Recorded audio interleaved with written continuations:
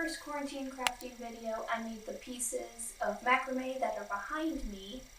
But wait, there's more! I actually had 24 hoops to work with, and I really wanted to fill this wall. So in this second part, I am going to be showing you how I made these top pieces that are behind me. So without any further ado, let's get started.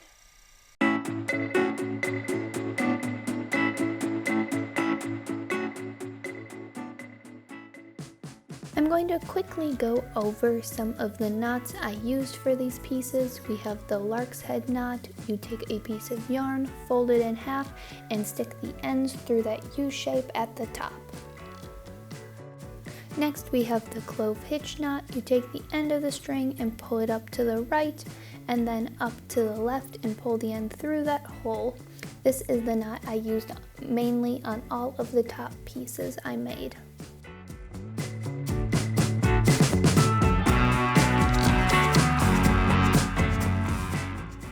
The first pieces I'm going to show you how I made are all of my double hoop macrames. I started off by taking the small hoop and taking 3 pieces of the thin tan yarn and using the clove hitch knot on each side to connect each piece of yarn. And then I took 3 pieces of the thin gray yarn on each side of the tan yarn and did the same clove hitch knot to connect each piece. And I am making an X formation with a weaving in the center of the small hoop. I used 3 pieces of tan again, and then 3 pieces of the thin gray on each side. And then taking the thick white yarn, I did the lark's head knot on the small hoop in the free spaces, and then connected the ends to the big hoop using the clove hitch knot.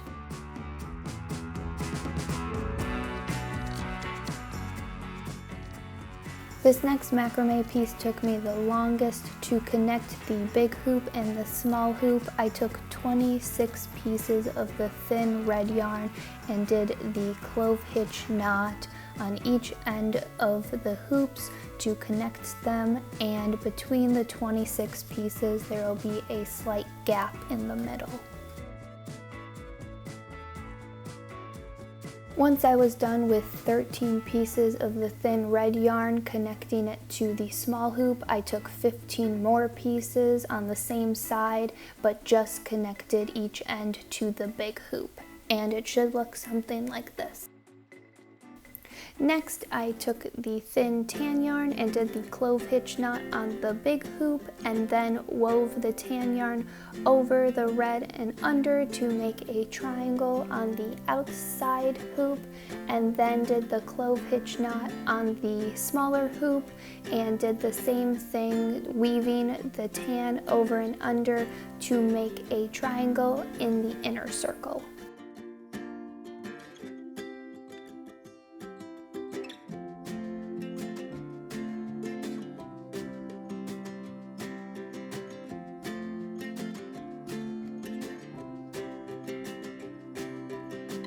This piece wasn't really that hard, it was just really time consuming. The only hard part is once you started to get near the end, getting all of those strings wrapped around the outer hoop to fit was a little hard, but just take your time with it.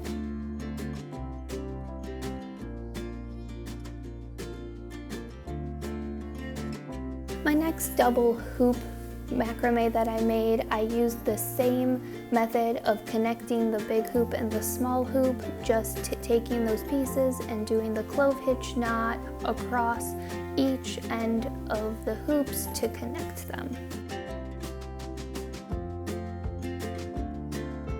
I used 3 pieces of the thick gray yarn, 3 pieces on each side of the navy blue thin yarn, 3 pieces of the thin gray yarn on each side, and then 1 piece of yellow yarn on each side.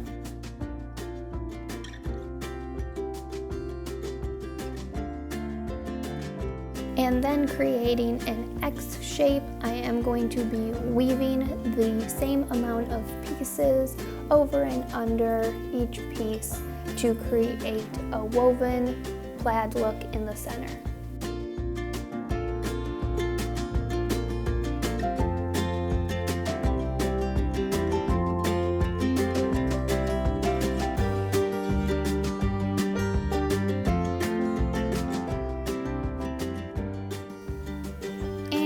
A quick little snippet of the last double hoop macrame that I made.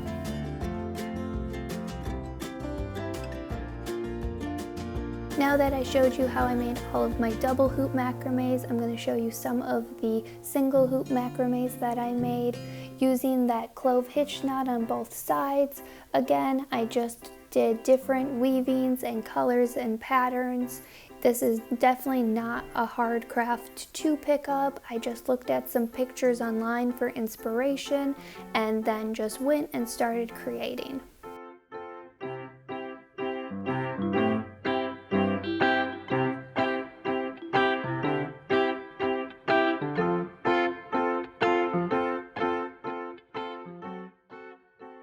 All of the pieces that I made, I kept them very geometric looking, using triangles and X's. Because I was using different colors, I wanted there to be a common theme with all of the pieces I made, and I also wanted it to look cohesive and not be overwhelming once I put all of the pieces together when I was done.